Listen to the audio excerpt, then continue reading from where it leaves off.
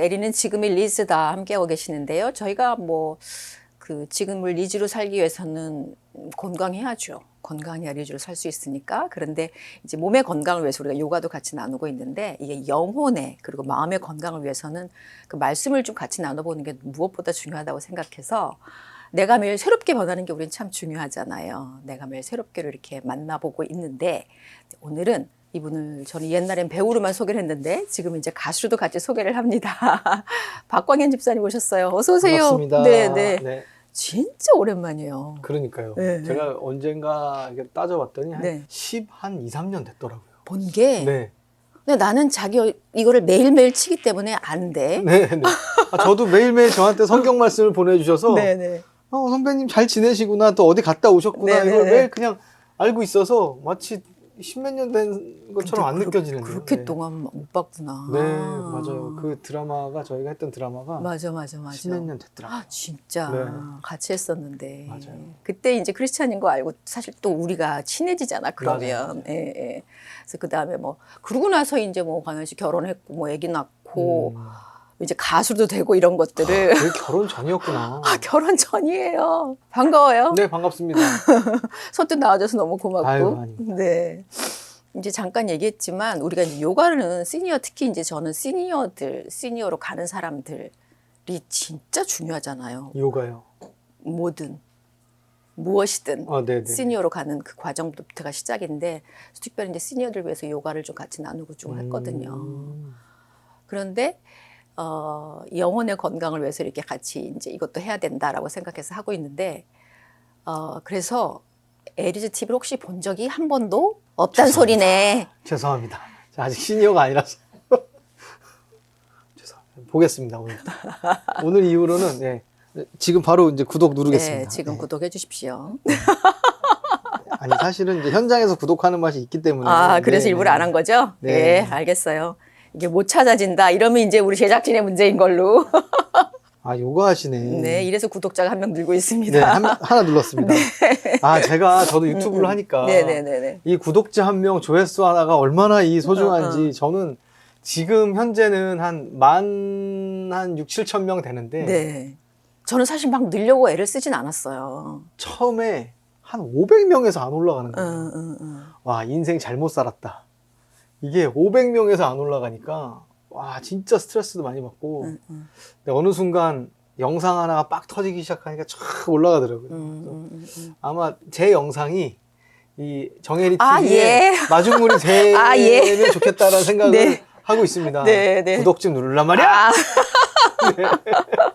감사합니다. 네, 누르실 것 같네요. 이게 에리즈 TV에 나오시는 분들한테는 지금 그 시니어 아니라고 말도 못해. 자기 트로트 가수도 하잖아. 시니어를 빼고 트로트 가수를 못 하는데. 맞아요. 트로트를 좋아해 주시는 분들이 거의 시니어이기 때문에. 그래. 잘 오셨네, 오늘. 시니어를 이해하지 못하고 어떻게 트로트를 합니까? 아니, 저도 이제 50을 이렇게 이제 바라보는 나이가 40대 돼가지고. 후반부터는 시니어야. 네네. 그럼 시니어로 하겠습니다, 저도.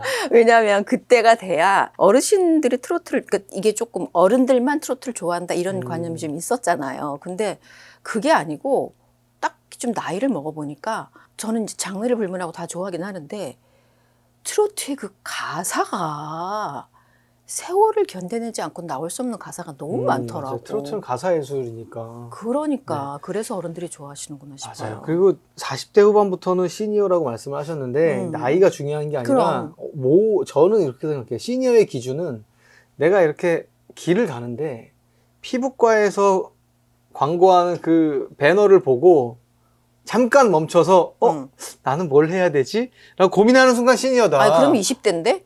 아니요, 피부과에서 요즘에 윤곽 주사라든지 이런 시술들 많잖아요. 그런 걸 보고. 레이저 이런 거. 혹시 피부과 좀 다니시죠? 저는 한 두세 달에 한 번은. 그죠? 토닝. 네, 이런 것 저런 거 하시잖아요. 네. 그러니까 자주 못 피부과를 자주 가거나 아니면 피부과 시술에 대해서 관심이 확 생겼다. 그때부터 시니어입니다. 뭔가 하나씩 처지기 시작하고 주름지기 시작하고 맞아. 하기 때문에. 네. 시간이 지나면 어쩔 수 없어요. 네, 저도 관심이 많다는 그래요. 자, 에리즈 TV에 나오시는 분들한테 공식 질문이 있어요. 네. 에리는 지금이 리즈다인데 첫 번째 공식 질문은 박광현 집사님이시죠. 네. 박광현 씨라고 할까요? 네. 뭐라고 광연아 해도 돼요. 광연 씨. 네. 살면서 혹시 과거에 내가 언제가 리즈였다는 생각을 하세요? 연예인으로서는 한 20대가 정말 리즈였죠. 저는. 네, 20대 중반, 후반 때가 팔팔했던 시기. 팔팔했고 또 인기도 많았고 정말 어디 가도 다 막 사람들이 쫓아다니기도 했고 그랬던 시절이 이제 저는 연예인으로서는 리즈인데 인생을 통틀어서 봐서는 현재가 리즈가 아닐까. 네. 근데 뭐 그래도 하나님이 주실 거 다 주셔서 가정도 주시고 딸도 주시고 그냥 매일매일 그래도 큰 고민 없이 이렇게 하루하루 감사하며 살 수 있는 지금이 이제 리즈이지 않을까 생각을 합니다. 그게 바로 두 번째 공식 질문이었거든요. 아, 그래요? 네네. 네. 그렇다면 지금도 리즈라고 생각하세요? 가 두 번째 네, 질문이었거든요. 매일매일이 리즈죠. 그쵸. 리즈를 계속 경신해 나가는 거예요. 응. 네. 저는 우리 작가가 이 질문을 잘못 만든 것 같아. 첫 번째 질문은. 왜냐하면 네. 적어도 여기에 나와서 얘기를 하시는 분들은 과거에 언제 내가 리즈였다는 생각을 별로 안 갖고 사는 것 같아. 남들이 생각할 리즈는 있었겠지만 나는 지금을 리즈다라고 생각을 많이 하시더라고요. 맞아요. 현재에 좀 충실하게 사는 편이긴 해요. 네. 과거가 40이 넘기 전에는 그래도 그 20대를 약간 그리워하긴 했었어요. 근데 이제 40이 넘고 40에 딱 아이가 태어나면서 이제 온전히 박광현에서 남편이란 타이틀을 받고 아빠라는 타이틀을 받으면서부터 아 나는 이제 절대 그쪽을 돌아보지 않을 거야 하면서 현재를 좀 바라보기 시작했던 것 같아요. 어쩌면 철이 좀 그때 들기 시작했나? 40에 좀 철이 조금 들기 시작했던 것 같아요. 어차피 뭐 우리가 하나님 갈 때까지 계속 철이 없긴 할 텐데 네. 그래도 40쯤 되니까 지금을 바라보기 시작하니까 이제 매일이 리즈다. 맞아요. 세 번째 공식 질문이 있더라고요. 네. 특별히 이제 시니어들에게 그 리즈로 살아가는 게 되게 중요하다. 왜냐하면 사실 말씀하신 것처럼 맨날 옛날 생각만 할 수는 없잖아. 맞아요. 어떻게 돌아보지 않아요? 그리고 맞아요. 그거는. 근데 그게 왜 중요하다고 생각하는지. 사실 거울을 보고 있으면 내가 눈으로 이렇게 보는 것과 거울에 비친 내 모습은 되게 다르더라고요. 어느 순간부터. 예전에 어렸을 때는 내가 눈으로 사람들이 날 이렇게 봐주겠지 하고 거울을 딱 보면 그게 그 나야? 모습이 보여요. 근데 어느 순간 되니까 사람들이 나 이렇게 봐주겠지 하고 내가 거울 딱 봤는데 그 모습이 아닌 거예요. 그걸 빨리 깨우쳐야 돼요. 그걸 깨우치는 순간 정말 마음이 평안이 오고 어차피 이제 늙어가니까 누구나 가사에도 있잖아요. 늙어가는 게 아니라 익어가는 거라고. 예. 그래서 잘 익어갔으면 좋겠어요. 네. 맞아요. 그리고 그냥 어른들이 그냥 했던 얘기가 아니고 너는 이 시절을 안 살아봤잖아, 내 나이를. 나는 네 나이를 살아봤다. 이게 젊은이들한테 하는 소리이기도 하잖아요. 맞아요. 근데 그게 그냥 우리가 알고 있는 거하고 겪어내서 아는 거하고는 정말 다른 것 같더라고요. 예. 근데 정말 빠른 것 같아요. 시간이. 네. 어른들 죄송해요. 옛 어른들 선배님 옆에서 이런 얘기하는 게 근데 시간이 최근에 제가 이제 하는 일 때문에라도 한 20대 뭐 중반 20대 친구들을 이렇게 만나는 경우들이 꽤 많이 있는데 네. 그 친구들을 보면 내가 살아온 지금까지 20 몇 년을 저 친구가 이제 살아와야 되잖아요. 너무 부러운 거예요. 부러워요? 네. 근데 저 시간이 왜 이렇게 빨리 지나갔지? 나는 뭔가 해보지도 못하고 지나갔네? 라는 생각에 참 그런 얘기를 많이 해주는데 시간 소중한 줄 알아라, 아껴 써라 이런 얘기를 해주는데 그 친구들 입장에서는 참 꼰대 같은 말이겠죠. 네. 그런 말씀도 하신 분이 계셨거든요. 나는 근데 돌아가고 싶진 않다. 예전 시절로. 돌아가고 싶은 시절이 있어요? 그때쯤이 있어요? 그 20대? 저는 만약에 돌아간다면 그런 생각 가끔 해보거든요. 내가 만약에 정말 과거로 돌아간다면 저는 고등학교 때로 돌아가고 싶어요. 왜? 고등학교 때 뭔가 약간 변곡점이 좀 있었는데 치열하게 공부를 막 해서 좀 고등학교 때 그 대학 입시라는 그 첫 번째 관문을 좀 한번 성공이라는 맛을 좀 보고 성인이 돼서 인생을 스타트 해봤으면 어떨까 하는 아쉬움이 좀 있어요. 고등학교 때 갑자기 이제 좀 무릎이 안 좋아가지고 재활도 하고 물리치료도 받고 이래야 돼서 고등학교 2학년 때 학교를 많이 못 갔어요. 그게 저한테는 그냥 공부를 포기하게 된 그냥 계기가 됐고, 그러면서 대학을 가야 되니까 고3 때 바짝 정말 열심히 해서 지방대 4년제를 갔어요. 근데 그게 제일 아쉬워요. 그래도 내가 정말 노력을 해서 내가 원하는 대학교, 내가 원하는 학과에 딱 들어가면서부터 아, 내가 노력하면 되는구나 라는 이런 그 성공의 맛을 한번 딱 보고 인생을 스타트하면 뭐든 성공을 할 수 있는 그런 프로세스가 생길 텐데 그러지 못해서 좀 많이 돌아왔던 것 같아요. 근데 지금 많이 돌아간다 그러면 그때로 연예인 안 해도 되고, 네, 아, 연예인 안 해도 되고. 안 해도 되고 그때로 돌아가서 다시 내 힘으로 뭔가 성공하는 그런 맛을 한번 느껴보고 싶다. 아직 젊네. 네. 그래요? 왜냐하면 네. 모든 사람이 다 공부를 열심히 하면 자기가 원하는 학교나 아니면 원하는 과나 아니면 내가 열심히 성공하면, 열심히 노력을 하면 세상에서 흔히 말하는 성공이라는 거를 노력하면 되나? 아니, 그렇지 않은 경우도 많잖아. 그렇죠. 근데 될 수 있다고 생각하는 것 자체가 아직은 젊네.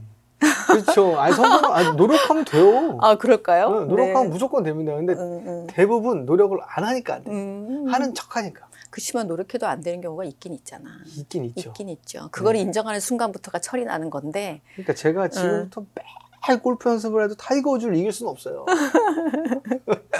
그건 불변의 진리입니다. 네. 그래요.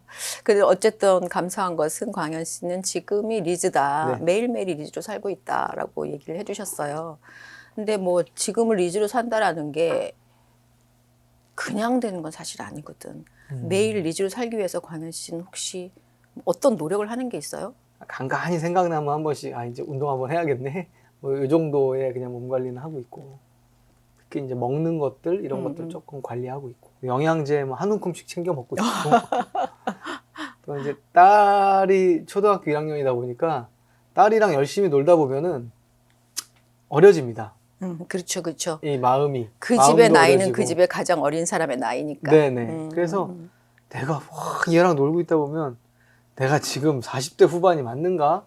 라는 생각이 들 정도로 그렇게 이제 정신적으로는 딸하고 놀면서 정신 관리를 하고 있고. 네. 열심히 살아가시는 네네. 거죠. 그것이 현재를 열심히 그냥 산다. 네. 그것이 나의 지금 리즈를 사는 관리다. 네. 노력이다. 네. 최근에 우리 딸한테 막 까불고 이렇게 막 장난치길래 하원아 너는 고민 없냐? 그랬더니 없는데? 그냥 숨도 안 쉬고 쿨하게 없는데? 이러는 거예요. 그게 너무 와닿았어요. 아 저렇게 살아야지. 누가 하나님이 야 너 고민 없냐? 그러면 없는데요? 할 정도로 뭔가 이렇게 비워내고 살자. 아이, 그만큼 부모를 신뢰하는 거지. 네. 없는데? 진짜 없어요. 없는데? 그래서 얘 봐라. 아 정말 부럽다 저 인생이. 그래. 계속 없게끔 서포트를 잘 해야겠다. 좋은 부모네. 라는 생각이 들었어요. 좋은 부모니까 아이가 네. 그런 말이 나오는 거지. 네. 그렇구나. 그걸 바라보는 모습도 참, 네. 되게 뿌듯했어요. 네, 네. 하나님한테 드려야겠다 생각을 하는 것도 되게 참 뿌듯한 것 같아요. 예리는 지금의 리즈다. 이 영혼을 건강하게 하는 시간, 가수이자 배우인 박광현 집사님과 함께 예, 말씀 나누고 있는데요. 지금은 사실 얘기했던 것처럼 트로트 가수도 하시잖아요. 그러니까 네. 어떻게 보면 이렇게 지경이 더 많이 넓어졌어요. 그죠? 그렇죠. 예, 예, 예. 가수로서의 그 무대에 서는 기분은 어때요? 처음에는 좀 맞지 않는 옷을 입는 듯한 느낌이 좀 많이 들었었어요. 그 아무래도 배우이다 보니까 물론 NG 내면 안 되지만 NG라는 것도 분명히 있고, 그런 거에 이제 방송 연기를 너무 오래 하다 보니까 무대에 선다는 것 자체가 좀 많이 떨리고, 아무도 무대에서 어떻게 해야 되는지, 소리를 어떻게 내야 되는지 이런 것들을 뭐 레슨을 안 받다 보니까 좀 그런 게 좀 어색했는데, 시간이 지나면 지날수록 이제 어느 정도 찾아지게 되고, 이 무대에서 재밌게 노는 법을 좀 알게 되고 하면서 오히려 그 무대의 그 맛을 알아버려서 큰일입니다. 네. 맞아. 무대의 맛이 있어요. 그죠? 무대의 맛이 있어요. 네, 네. 연극하시잖아요. 네, 네, 네. 그러니까 그 무대의 맛이 있잖아요. 이게 같이 바로 교감이 되잖아요. 맞아요. 네. 바로 교감이 되는 그 맛이 분명히 있죠. 근데 이게 뭐 드라마, 영화랑은 또 다른 이 무대의 맛이라는 게, 그래서 그 무대를 계속 서고 싶고, 네, 그렇습니다. 네. 근데 예전에는 트로트 가수 하기 전에는 네. 교회에서 뭐 집사님 특송 그러면 제가 라이브가 좀 죄송해요 막 이랬는데 아니, 노래 잘하니까 할 수 있는 거지 이것도. 근데 라이브에 대한 굉장한 두려움이 있었어요. 그럴 수 이제 있지. 트로트 경연을 통해서 라이브에 대한 두려움이 깨지고 뭔가 자신감이 붙으면서 지금은 이제 교회에서 집사님 그러면 특송이요? 예, 준비하겠습니다. 그렇게 되더라고요. 사실 노래를 잘한다는 것도 그 달란트를 받은 거잖아요. 갈고 닦여진 거지. 보석으로 그렇죠. 드러나게 될 네. 시점이 된 거죠, 맞아요. 이제는. 네. 그 경연 말씀을 하셔서 그냥 경연 얘기를 좀 더 할까 싶어요. 사실 전 깜짝 놀랐거든요. 나오는 거 보고. 근데 어쩌면 좀 쉽진 않았을 것 같아. 쉽지 않았죠. 진짜. 결정이. 네. 네. 결정은 쉬웠는데 네. 그 과정이 어려웠어요. 과정도 너무 어려워 보이더라고. 결정은 그냥 너무 간단하게 미스터 트롯이란 프로그램이 워낙 핫했죠, 장안의 워낙에. 화제였고 예. 그때 막 코로나랑 겹치면서 시청률도 엄청 올라가고 맞아요. 막 그랬잖아요. 네. 겨울에. 네. 저도 봤어요, 그거. 네. 근데 그때 집에서 이제 TV를 딸이랑 보고 있는데 정동원 군이 보릿고개를 막 부르는 게 계속 제방 나오고 막 삼방 나오고 막 어딜 틀어도 정동원의 보릿고개가 계속 나오는 게 된 거예요. 그 어린 친구가. 근데 딸내미가 그걸 보더니 뭐 보릿고개 그래서 막 따라 부르는 거예요. 오. 그래서 야 아빠도 이 노래 잘해 했더니 거짓말. 근데 5살이니까. 근데 그때 마침 김현욱 아나운서랑 밥을 먹었어요. 근데 자기가 그 MBN에서 맞아. 현욱 씨도 같이 나왔었죠. 네네. 맞다. 그때 이제 MBN이라는 방송국에서 준비하는 보이스 트롯이라는 프로그램이 있다. 자기는 거기 출연하기로 했다. 미스터 트롯 다음에 바로 이어지는 트롯 경연 프로그램이었으니까 방송사는 다르지만 좀 이슈가 될 거라는 생각에 하기로 했다 그래서 네. 형 그럼 나도 좀 작가님 좀 연결해 줘라. 네. 나도 한번 출연해서 네. 우리 딸내미한테 보릿고개 부르는 거 한번 보여주고 싶다. 그냥 그렇게 그냥 가볍게 얘기해서 프로그램을 출연하게 된 거예요. 네. 근데 또 정말 운명의 장난인지 첫 곡이 보릿고개였어요. 아, 진짜 자기가 고른 게 아니고? 그 뭐 선곡 회의 하잖아요, 작가님들하고. 하다가. 근데 했는데 제가 보릿고개를 이렇게 딱 얘기했는데 좋은데요. 그래서 그걸 하게 됐어요. 네. 경연하면 1번 참가자가 있어요. 그게 저였어요. 너무 한 부담. 90명 나오는데 제가 1번 참가, 첫 녹화의 첫 참가자가 저였어요. 그러니까 작가님한테 좀 바꿔주세요 했는데도 그냥 광현 씨가 테이프 좀 잘 끊어주세요. 다행히 제가 1라운드 그 통과해서 다행이지. 너무 부담스러워. 너무 부담스러웠어요. 그 노래 2번 했어요. 저만. 처음에 뭐 마이크가 뭐 잘 안 나와가지고. 더 부담되네? 근데 다행인 게 그것도 정말 하나님이 너무 감사한 게 처음에 좀 떨어가지고. 소리가 잘 안 나왔어요. 잘 나왔어요. 근데 한 번 딱 하고 나는데 준비한 대로 못했다 그랬는데 한 번 더 하라는 거예요. 네. 심사위원들 인이어도 안 들리고 뭐 아무것도 안 들린다고 한 번 더 하라는 거예요. 그래서 감사합니다 여러분. 이제 모르겠다 이제는 하자 딱 했는데 그게 좀 잘 나와가지고. 네. 그랬는데 이제 시작은 그렇게 쉬웠는데 하면서 1라운드가 통과를 하다 보니까 나도 1라운드 통과했네? 2라운드도 한번 통과해볼까? 3라운드 통과해볼까? 하면서 이 준비 과정이 선곡하고 한 노래를 정말 무대에서 부를 수 있을 정도로 연습하고 마스터하는 이 과정이 정말 힘들더라고요. 그러니까 평생에 저는 이제 가끔 보면서 그런 생각을 했어요. 저게 분명 저는 이제 뭐 참석 안 해봐서 모르겠지만 저 시간이 분명히 그렇게 길진 않을 텐데 저렇게까지 해내려면 살면서 저렇게까지 많은 연습을 집중적으로 해야 할 때가 있을까 싶을 만큼 해야 될 것 같아. 준비를. 맞아요. 그 트로트라는 장르가 처음 해보는 장르이다 보니까 발성도 다르고 무조건 꺾는다고만 돼서도 안 되고 뭔가 그 아까 말씀 가사를 잘 음미하면서 잘 맛있게 불러내야 되는 정말 맛있는 제육볶음 같은 요리이거든요. 노래가 정말. 근데 그거를 트로트 가수들이 그렇게 노래를 잘하는지 하니까 알겠더라고요. 들을 땐 편한데. 그래서 어떤 잘해야 편한 거야 듣는 사람이. 선곡이 딱 되면 그 노래를 부른 가수들의 노래를 계속 찾아서 들어보니까 야 이걸 내가 과연 무대에서 부를 수 있을까? 그러다가 하루 연습하고 이틀 연습하고 그러면서 이제 연습하는 노하우가 생겨가지고 그렇게 이제 경연을 결승까지 올라가게 됐던 것 같아요. 그래서 아마 다른 프로도 좀 나오고 그랬었어요, 그죠? 네, 이제 뭐 그거 끝나고 나서도 뭐 여기저기서 좀 불러주셔서 노래하고. 네. 그래서 이제는 트로트 가수로도 딱 입지를 다지고 있어요. 네, 이제 내년부터는 진짜 행사도 좀 많이 다니고 하고 싶습니다. 네. 네. 이거 보시면 좀 하고 불러주십시오. 싶습니다. 네. 박광현 씨는.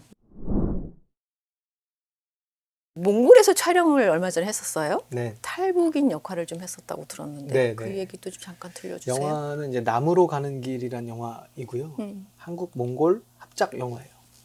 예전에 이 자유를 찾아서 남쪽으로 오시는 분들 중에 분들이 주로 이용하던 그 몽골 루트라는 탈북 루트가 있었어요. 몽골이랑 이제 중국 국경에서 브로커 내려주면 그 사막과 그 협곡을 지나서 몽골 국경 수비대만 만나면 사는 거예요. 그때 이제 인도주의적인 차원에서 몽골 국경 수비대가 이제 북한 사람들을 만나면 그때는 보호를 했구나. 일단 보호를 해주고 대사관에 인계를 해줬는데 이제 중국의 압박에 의해서 이제 몽골 국경 수비대에서도 다시 중국으로 보내는 걸로 이제 협약이 돼서 지금은 그 루트가 그러니까. 막혔어요. 근데 실화를 바탕으로 만든 영화인데 한 가족이 이제 고위층 가족인데 브로커한테 속아가지고 국경 바로 앞에 내려줘야 되는데 한참 뒤에다가 내려주고 저기 언덕만 넘어가면 된다고. 그래서 그 언덕 넘고 하다가 몽골은 온도차가 심하죠. 일교차가 너무 심하거든요. 사막 기후니까. 네. 근데 거기서 이제 뭐 밤을 지새다가 뭐 어머니가 또 뭐 뱀에 물려 돌아가시고 뭐 형도 또 죽음을 맞이하게 되고 정말 가족을 살려야겠다라는 그런 일념 하나로 정말 사막을 헤매도는 제가 이제 그 가장 역할인데 뭐 그런 역할을 이제 수행을 했죠. 한 달 동안. 근데 정말 그 몽골 딱 가니까 한 달 동안 거기서 촬영을 하는데 정말 나는 아무것도 아니다라는 생각이 막 들더라고요. 네. 그리고 이제 막 그런 하나님한테 하늘 보면서 막 이런 얘기 가사가 막 떠오르는 거예요. 어디로 가야 하나요? 그러니까 어느 순간에 무슨 생각이 들었냐면 촬영을 마치고 깜깜한 밤인데 저희가 베이스 캠프에서 6시간을 차를 타고 촬영장을 갔거든요.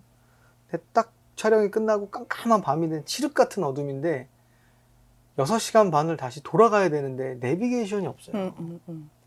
왜냐하면 거기도 길을 몰라서 기사들이 일로 갔다가 여기 아닌가 봐 절로 갔다가 막 이렇게 해서 찾아낸 장소라 이제 어떻게 가야 되지? 막막한 거예요. 근데 어떤 기사가 나침반 딱 피더니 북서쪽을 향해 가면 된다. 그냥 그쪽을 정해놓고 그러니까 북서쪽으로 가는 거예요. 그래서 순간 갑자기 무슨 생각이 들었냐면 주님 어디로 가야 하나요? 지금까지는 내 생각대로 살아왔는데 내 생각이 옳다고 생각하고 살아왔는데 이 순간에 내 생각이 아무 고장난 거예요. 생각 회로가 소용도 없고. 없어요. 그 어디로 가야 되죠 도대체? 그제서야 하나님을 찾는 게 죄송하다. 하지만 좀 알려달라라고 구하는 내용의 그런 가사말이 막 생각이 나더라고요. 네. 그래서 그걸 이제 잘 메모를 해놨다가 나중에 이제 곡도 한번 써볼까 뭐 그런 생각도 하면서 몽골에서 또 뜻하지 않게 하나님 역사하시고 만나게 되고 또 의지하게 되고 또 그런 경험들을 많이 하고 온 것 같아요. 어쩌면 사실은 크리스찬들이 누릴 수 있고 느낄 수 있는 일상의 현장, 이제 우리 같은 경우는 촬영을 다니기도 많이 하니까 그 촬영 현장에서 느낄 수 있는 그런 맞아요. 특별한 은혜이기도 한 것 같아요. 네. 그 상황을 보면서 아 이게 우리 삶이랑 같이 대비가 되고 이럴 때 하나님께서 아 이러셨구나, 이러셨겠구나 이런 생각이 들기도 하면서 가는 게 그게 참 삶에서 누리는 축복이구나라는 생각을 맞습니다. 살면서 많이 하게 되죠. 이제 어려운 일 겪으면 더 많이 그런 일이 생기게 되잖아요. 인간은 항상 어렵고 자기가 뭔가 필요할 때만 하나님을 찾는데 근데 감사한 거는 그렇게라도 찾으면 또 주시니까 그니까. 그게 대단한 것 같아요. 어떤 분이 그러셨대잖아요. 고난 뒤에 오는 그것이 고난을 이겨냈을 때 우리가 받는 그 축복이 아니라 고난이라는 것은 하나님이 우리한테 너무나 좋은 선물을 주고 싶은데 우리가 그냥 딴 데만 바라보고 있으니까 그냥 고난을 핑계로 이렇게 우리에게 주시는 선물이다라고 맞아요. 얘기한 생각이 나는데 우리 박광현 집사님께서는 사실 이제 그 영화 자체도 자유를 우리는 사실 너무 당연히 갖고 있지만 그 그걸 갖지 못한 땅에서 태어났던 사람의 자유를 찾는 과정에서 이제 그런 걸 느끼신 네. 거잖아요. 근데 여전히 우리가 자유롭게 사는 삶을 살지만 또 여전히 매여 있는, 특별히 이제 뭐 하나님 알지 못하는 분들 또다시 매여 있는 그런 삶을 많이 살고 있잖아요.